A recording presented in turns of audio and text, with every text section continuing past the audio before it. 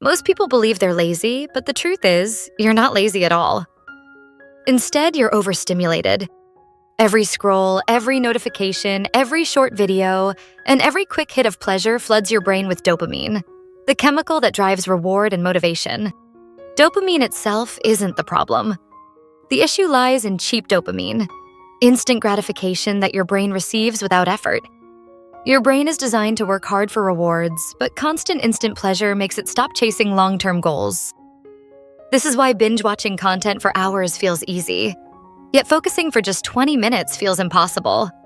This cycle is known as the dopamine trap. If you don't control it, it controls you. Your brain becomes addicted to quick hits of pleasure, making discipline and focus harder to maintain. But there is a way out, and it starts with managing your dopamine. First, reduce instant stimulation. Limit social media, turn off notifications, and stop multitasking. Second, embrace boredom instead of avoiding it. This is where focus rebuilds. Third, earn your dopamine through workouts, deep work, or reading. Then reward yourself. Delaying pleasure rewires your brain for discipline, and discipline creates freedom.